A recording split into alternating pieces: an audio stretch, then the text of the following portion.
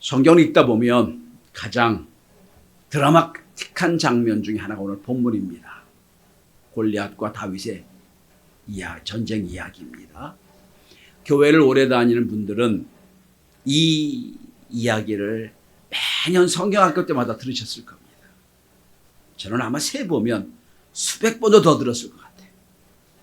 하여튼 이거 여러분 선생님들 다 선생님들이시니까 다 외우고 알고 계실 거예요. 여러분 보고 설교라도 잘할 겁니다. 우리는 그냥 단지 영웅담의 이야기로 이 다윗 골리앗 이야기를 알았는데 이게 점점 발전해서 군사 분야에서는 전략의 개념으로 이해를 합니다. 경영학계에서는 언더독이 어떻게 승리하느냐의 이야기로 이해를 합니다. 저도 이 말씀을 지금부터 한 5년 전에도 말씀 전한 적이 있고 또 요즘 오후 예배에 사무엘 상하를 공부하면서 말씀 전한 적도 몇 달 전에 말씀드린 적도 있습니다. 그런데 오늘 말씀을 나는 이길 수 있을까라는 제목의 말씀으로 함께 찾아보려고 합니다. 나는 이길 수 있을까? 지난주는 나는 맺을 수 있을까였죠. 다음 주는 나는 행복할 수 있을까입니다. 나는 무엇만 할 수 있을까? 이런 제목으로 말씀을 지금 나누고 합니다. 여러분, 골리앗이 누굽니까? 성경이 자세하게 설명하고 있습니다. 사무엘상 7장 4절 이하를 보면 키가 6규빗 1뼘, 아무리 적게 잡아도 우리 개념으로 2m 80cm가 넘습니다. 또 갑옷 무게는 놋 5,000세겔, 무려 57kg가 넘습니다. 그리고 가지고 있는 창날은 이 7kg입니다. 그 다음에 궁금한 것 중에 하나, 그가 갖고 있는 방패 무게는 안 나와요. 얼마나 큰지 사람이 따로 붙어서 방패를 들고 있을 정도로 큰 방패입니다. 한마디로 어마어마한 큰 사람입니다. 특별히 오늘 본문의 재미있는 건 오늘 본문의 1절부터 41절 49절까지 보면 골리앗이라는 단어 한 발도 안 나와요. 블레셋 사람이라고 나와요. 블레셋 사람. 묘합니다. 성경이. 골리앗이 아니에요. 지금 블레셋 사람이 블레셋 사람은 당시 이스라엘은 청동기 문화였을 때 철기 문화를 받아들여서 칼이나 창을 철로 만들어서 그 지역을 다 휩쓸었던 약탈의 아주 전문이었던 나라였습니다. 이스라엘에게는 철천지 원수 같은 것이 블레셋이에요. 그래서 블레셋 사람이 계속 블레셋 사람이 나옵니다. 골리앗이 한 번 안 나와요. 그러니까 이거는 성경이 무슨 얘기를 하고 있냐면 영적인 대결이었다 설명하는 중입니다.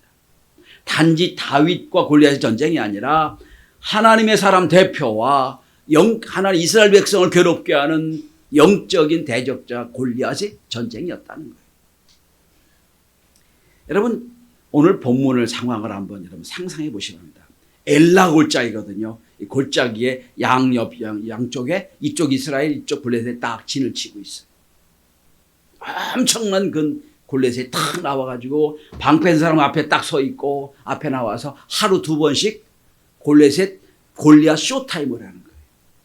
크게 외칩니다. 나와라. 응? 나랑 싸우자. 싸워서 내가 이기면 너희 나라 항복하고 내가 지면 우리는 항복하겠다. 콜이 고래고래 지릅니다. 그러면 옆에 있던 이 블레셋 진영에서는 막 이긴 것처럼 막 북을 치고 장구를 치고 함성을 부릅니다. 이겼다는 거예요. 전쟁도 전에. 저쪽에서는 이스라엘 백성이 지는 조용합니다. 아무도 못 나와요. 왕도 두려워 떨어요. 그 상황을 머릿속에 그려보시길 바랍니다. 여러분 이 골리앗은 하나님의 진영을 괴롭히는 영적인 세력이고 오늘 우리식으로 말하면 세상을 의미합니다. 여러분 우리나라에서 최고 실력 있는 사람들이 가는 데가 서울대, 인문 쪽에서는 서울법대, 이공계에서는 서울의대입니다. 한 30여 년 전에 우리 교회가 저쪽에서 개척을 했을 때 대학생들이 많이 나왔었어요. 그 중에 홍민이, 홍훈이라고 하는 그 형제가 나왔거든요. 홍민이는 세종대 그 관광여학과를 다녔고 홍훈이는 서울법대를 다녔어요. 아들하고 이름이 똑같아서 지금도 기억합니다. 한 번 재수하고 이제 고시를 패스하고 판사를 하다가 지금 웬만한 로펌에서 변호사를 하고 있는 친구입니다. 그 친구가 서울법대를 다닐 때 제가 물었어요. 야, 넌 공부 잘하니까 할만하지? 근데 목사님, 서울법대 갔더니요, 저는 아무것도 아니더라고요. 머리가 기가 막힌 사람이 너무 많았더라고요. 이런 얘기를 하는 거예요. 그러니까 홍훈이 입장에서는 서울대가 자기가 직면한 골리앗과 같은 존재였어요.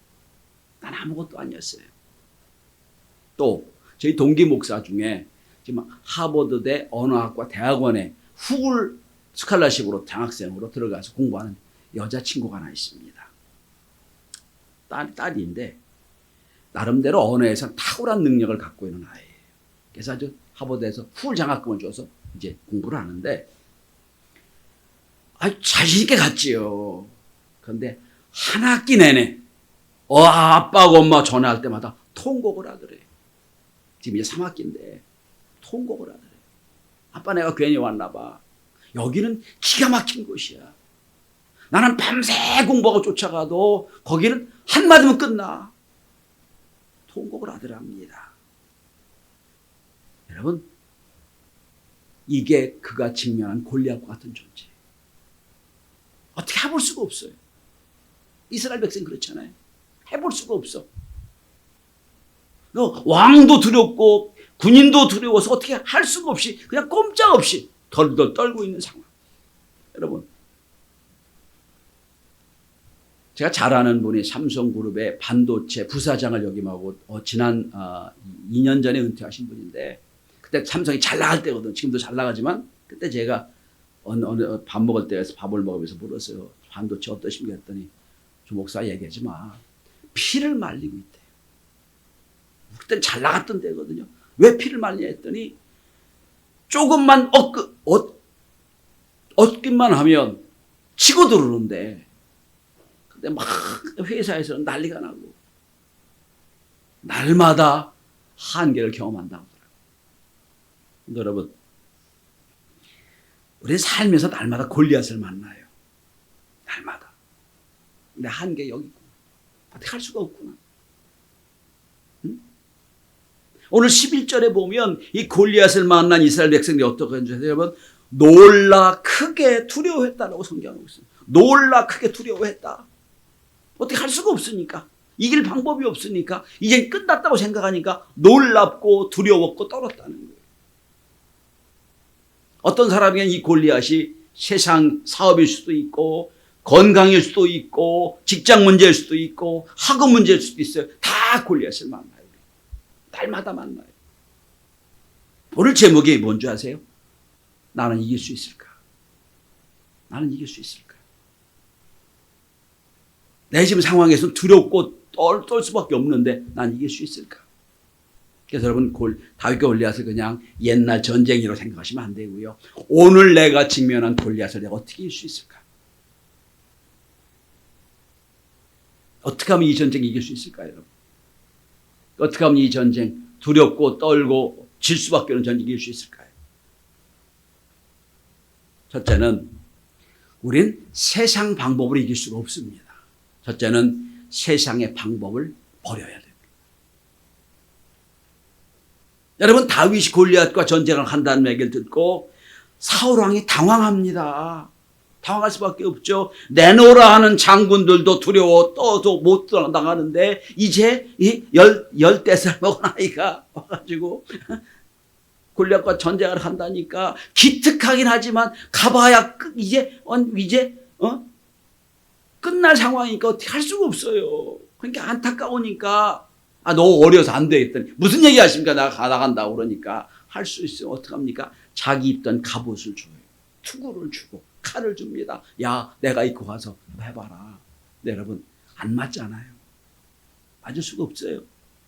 다윗은 소년이고, 여러분, 사울왕은 장년인데 안 맞잖아요. 입어보다가 안 돼. 벗어놔요.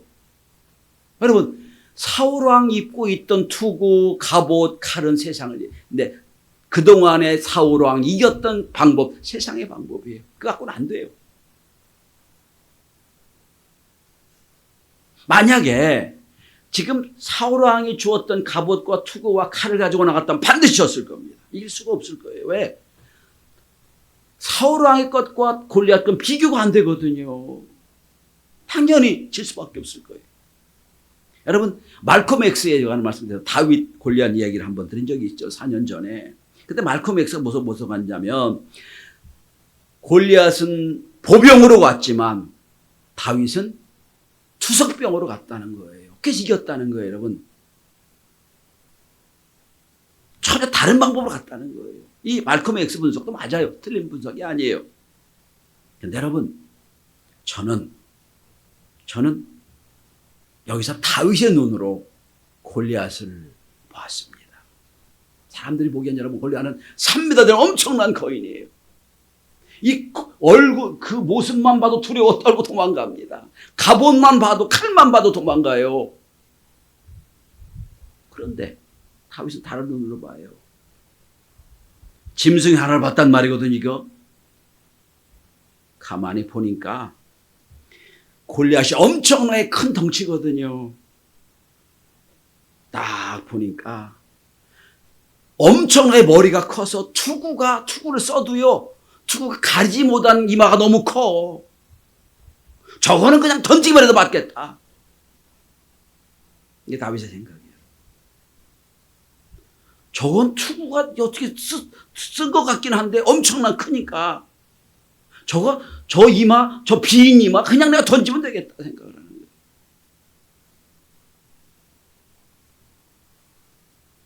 이스라엘 백성은 엄청난 크기의 칼에 주눅이 들립니다. 근데 여러분, 다윗은 골리앗보다 더 큰 칼로 이긴 게 아니잖아요. 뭐로 이깁니까? 전혀 관계없는 돌멩이 하나로 이기죠. 다윗이 골리앗보다 더 좋은 갑옷을 입어 이긴 거 아니잖아요. 성경을 가만히 보세요. 기드온에게 하나님 너 큰 용사다 했더니 기드온이 뭐라고 했어요? 나는 부족합니다. 나는 무기도 없습니다. 그러잖아요. 여러분, 기드온이 무기로 이겼나요, 여러분? 아니에요. 항아리와 횃불로 이겼어요. 하나님의 방법이에요. 이스라엘 백성이 홍해를 건너는데 배를 만들어가지고 인간의 방법으로 이겼나요? 아니요. 하나님의 방법은 물을 딱 갈라놓는 방법이에요. 이게 하나님의 방법이에요. 우리 자꾸 인간의 방법만 생각해. 신앙은 관점이 바뀐 사람들의 이야기예요. 신앙은 세상의 눈으로 보는 것이 아니라 하나님의 눈으로 보는 것이 신앙입니다. 엄청나게 큰 골리앗을 보고 두려워 떨지만 다윗은 그렇게 보지 않았어요. 야, 너 이마 엄청나게 넓다. 너 투구로 가리지 못한 이마. 내가 그냥 던지면 해도 되겠다 생각하는 거예요. 이게 믿음이에요. 두 번째로, 나는 이길 수 있을까요? 어떻게 이깁니까? 두 번째는 승리의 목적이 분명합니다. 목적이 분명합니다. 의도가 분명하다는 말씀이에요. 여러분, 오늘 본문의 17장에는 세 부류의 사람이 나옵니다. 세 부류의 사람. 첫째는 골리앗과 같은 사람의 마음이 있어요. 뭡니까? 하나님 아무것도 아니야. 내 능력과 내 힘과 내 이 덩치로 이겨. 교만한 사람, 힘과 권력을 상징하는 사람들이에요. 골리앗과 같은 사람이 있어요. 두 번째 사람들이 있어요. 골리앗을 보고 두려워 떠는 사람. 하나님 믿는 이스라엘 백성들이에요. 그런데 믿음이 있다고 하지만 문제를 앞에 놓고, 큰 어려움을 앞에 놓고 두려워 떨어요. 믿음이 있는 것 같지만 없는 사람들이에요. 이 이스라엘 백성들이에요. 그런데 세 번째로 다윗 같은 사람들이 있어요. 하나님의 눈으로 하나님을 의지하고 사는 사람. 대부분은 여러분, 우리 예수 믿는다고 하지만 이스라엘 백성처럼 예수 믿어요. 평상시엔 아멘 아멘 하다가 큰 문제 생기면 아이고 죽게 됐네, 되네, 안 되니, 뭐 이니 지기니. 하나님 우리에게 물어요. 넌 어떤 믿음 갖고 있냐? 너 세상의 권력과 세상의 힘으로 이길 수 있다고 생각하냐? 아니면 믿음이 있는 것 같은데 문제만 생기면 그냥 사네, 죽네, 하네, 안 하네, 나오네, 안 나오네 하냐? 아니면 넌 다윗 같이 믿냐?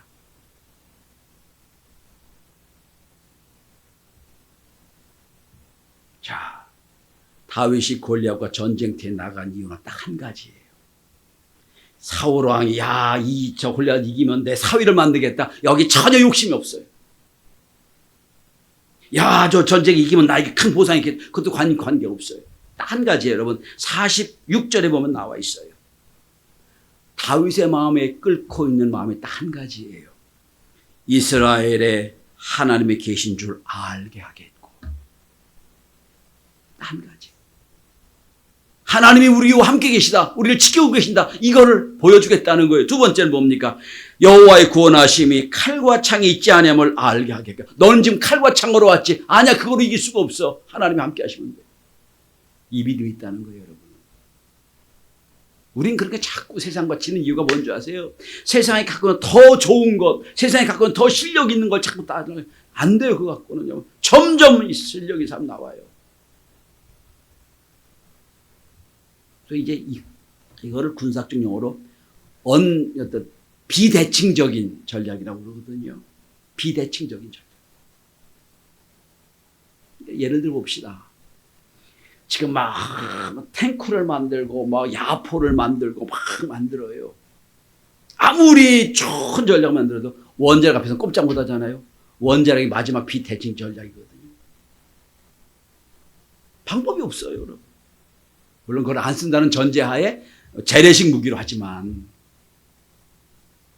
만약에 다윗이 내가 이번 전쟁에 이겨가지고 내가 인기 있는 사람 되겠다고 했다면 100번 졌을 거예요. 딱 한 가지. 저 두려워 떠는 이스라엘 백성들이 하나님의 계심을 알게 해 주십시오. 여러분, 하나님이 우리에게 원하시는 건 우리의 마음을 원하세요. 마음. 우리가 이루는 것보다, 우리가 이루어서 만드는 것보다 더 중요한 우리의 마음이에요. 내 마음이 어떠냐 물으시는 거예요. 하나님이 지금도 통치하신다. 하나님이 지금도 우리 이 이스라엘의 주인이시다. 그걸 보여주겠다는 거예요. 그러니까 여러분, 아마 전 기가 막힌 장면을 생각을 해요. 엄청난 거인이 쫙 3m짜리가 나와요. 방패 든 사람도 방패 속에 숨어서 안 보여요. 엄청난 큰 방패를 가지고 와요. 근데 이쪽은 그냥 목동이니까 옷도 헬렐레요 입고 하고 아무것도 안 가지고 나와요. 그러니까 골리앗이 뭐라고 한 줄 아세요? 네가 날 개로 여기고 막대기 갖고 나왔냐고 하잖아요. 기가 막혔을 거예요.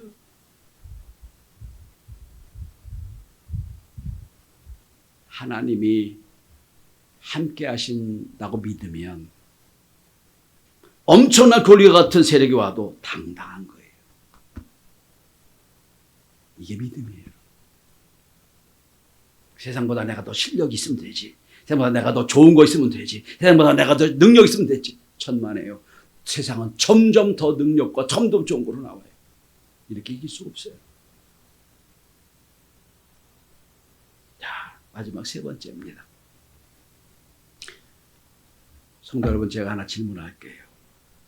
다윗이 믿음이 좋아서 한 번 딱 돌 던졌더니 이마에 딱 맞췄습니까? 믿음하고 관계 있나요, 그게? 아니요. 아무리 믿음이 좋아도요, 돌 발에 던지는 건 다른 영역입니다. 절대로 같질 않아요. 하나님이 특별히 은혜 주셔가지고 딱 실력이 없지만 돌을 던졌더니 그냥 쫙 하나님이 그 돌에 궤도를 맞춰가지고 딱 이마에 맞지 않습니까? 천만에요.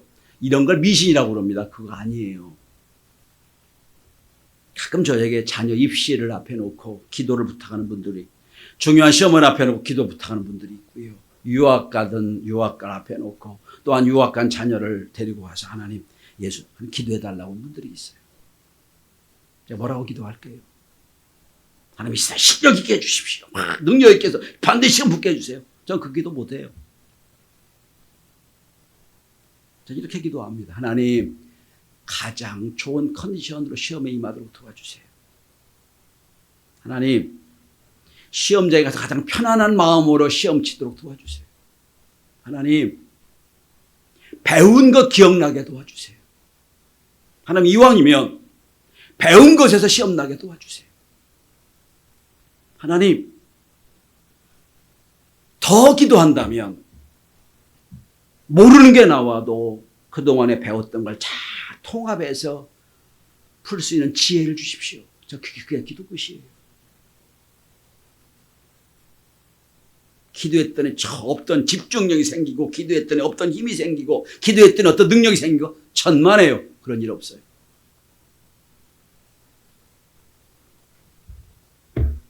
재미있는 퀴즈 하나 내볼까요? 인류 최초의 배달업이 어디서 생긴 줄 아세요? 인류 최초의 배달업. 한국이 배달의 민족이니까 물론 그 배달이 아니지만 한국에 몇 번 생겼을까요? 아니요. 다윗이 배달업의 최초의 사람이에요. 아버지가 형들한테 도시락 갖다 주라고 그랬잖아요. 그죠? 갖다 주었어 도시락. 어디에? 다윗이 얼마나 재미있는 사람인 줄 아세요? 전쟁터까지 갖다 줘요 여러분. 이런 딜리버리가 세상에 없어요. 다윗이 맨 먼저 한 사람이에요. 믿거나 말거나 성경에 나왔으니까 한 말씀이에요. 여러분 다윗이 돌 5개를 가지고 갔다가 그 한 개가 골리앗의 이마에 찍힌 것 우연히 된 게 아니라는 거예요. 믿음이 있어 된 거 아니에요. 그건 그동안에 다윗이 갖고 있던 성실한 삶의 결론이에요. 34절을 보면 그런 얘기를 합니다. 우리 주의 종이 아버지의 양을 칠 때 사자와 곰이 새끼를 물어가면 내가 따라 그걸 치고 그 입에서 새끼를 건져내고 나를 향해 헤아려 하면 내가 수염을 잡고 죽였나이다. 뭘 얘기합니까? 아무도 싫어하는 양을 치러 가서 내가 거기서 사자와 곰이 나타나면 싸워 이겼습니다. 내가 돌포문을 치고 죽였습니다. 여러분 다윗은요 그 집안 2세 아들 8명 중에서도 꼴찌예요. 인정 못 받은 아이예요. 그래서 형 셋은 군대가 있어요. 지금 전쟁터에 가 있고요. 이 막내 다윗은 전쟁도 못 보냈어요. 믿을 수가 없어가지고 넌 양이나 쳐라 해서 양 치던 사람이에요. 사회 집에서도 막내로 인정을 안 했어요. 그런데 그는 묵묵히 수년 동안 형들도 그냥 핑계대고 안 가고 다 막내한테 밀었던 그 양치는 일을 했다는 거예요. 아무도 없는 저 한적한 곳에서 밤새 짐수 소리가 울리는 그 양치를 하면서 돌팔매를 얼마나 던졌겠습니까? 이리와 곰과 이런 것들이 왔을 때 그를 쫓으라고 얼마나 돌팔매를 던졌겠냐고요. 그 돌을 맞추기 위해서 얼마나 노력했겠냐고요. 믿음이 있으니까 던졌더니 됐다. 천만에요. 그거 아니에요.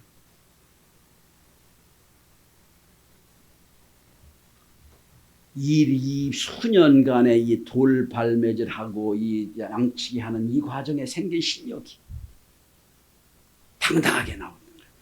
내가 네 넓은 이마 내가 맞출 수가 있어 생각이 드는 거예요. 왜? 경험이 있으니까. 경험이 있으니까. 가끔 어느 날 갑자기 안 보이다가 1년 만에 탁 보여가지고 나 목사 됐다라는 분이 계세요. 1년짜리 속성 공부해서 목사가 됐대요. 내가 말이 안 되는 얘기를 하네 그랬더니 하나님 뭐라는 줄 아세요? 아 목사는 하나님이 세우신 거기 때문에 관계없대 세월은. 그래서 내가 그랬어요. 그건 천국 가서 얘기하라고. 나 절대로 믿을 수가 없다. 여러분 하나님이 만드시기 때문에 하루아침도 가능한 것 그건 공부하고 관계없는 거예요. 성도 여러분 새벽마다 자기 자리를 지키고 기도에 열심히 했던 그 성실한 믿음 있는 사람하고 일주일에 겨우 하루를 그저 그 1시간 예배 드리는 사람 성도하고 신앙의 성실성이 어떻게 차이 날 줄 아세요? 날마다 기도에 은혜를 받은 사람하고 문제 생기면 기도하는 사람하고 차원이 다른 거예요. 그건. 우리 그걸 생각을 못해요.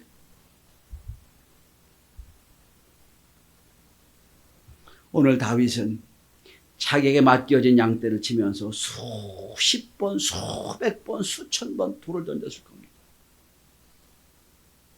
움직이는 짐승을 잡으려고 돌을 던지면서 여러 번 성공했을 때, 야, 너같이 3m짜리 그 엄청난 거인의 엄청난 이마에 돌 던진 건 아무것도 아니야. 이게 된 거예요. 전 성도들의 신앙의 실력은 성실한 신앙이 있다고 생각을 합니다. 성실한 신앙. 목회도 마찬가지로 생각을 해요. 저도 성실하게 합니다. 왜? 거기서부터 주의 역사가 나타나기 때문이에요. 제발 우리 청년들, 우리 성도들은 미신적인 신앙 갖지 말길 바랍니다. 오늘날 갑자기 기도했더니 역사가 나타나고 천만에요. 그런 일 없어요. 안 됩니다. 단순하게 살아라는 책이 있습니다. 베르너 퀘스천 마하가 쓴 책이고요. 여기서 이런 말을 합니다. 대부분 사람들은 성공하기 위해 약점을 극복하라고 싸우지만 이건 실패다. 왜냐? 당신의 강점을 온전히 세우지 않으면 약점만 키운다면 당신의 강점은 평균적으로 사용되고 말 것이다. 그러나 강점에 집중하고 맞추면 어떤 사람도 덤비지 못할 실력을 갖게 될 거다라고 말합니다. 우리의 강점이 뭘까요? 성실한 신앙생활을 생각합니다. 매주일 예배 드리는 것, 예배 시간에 철저하게 성실하게 지키는 것, 성경을 날마다 정해진 시간에 보고 정해진 시간에 기도하고, 이게 1년 되고 5년 되고 10년 되고 20년 되고 30년쯤 되면 그게 신앙의 실력이 되는 겁니다. 이것이 다윗이 되는 거예요. 여러분에게 제가 질문하고 마칩니다. 나는 이길 수 있을까? 어떤 결론을 내시겠어요? 난 이길 수 있을까? 골리앗의 생각대로 우린 집니다. 이길 수가 없어요. 세상의 방법을 내놓고 하나님의 방법으로. 내가 뭘 이겨가지고 이거 되겠다는 생각이 아니라 순수하게 하나님의 계심을 내가 보여주겠다는 마음으로 성실하게 주의 일을 감당하다 보면 나도 모르는 사이에 여러분과 제가 다윗이 되어지는 은혜를 경험하게 될 것입니다. 기도합니다.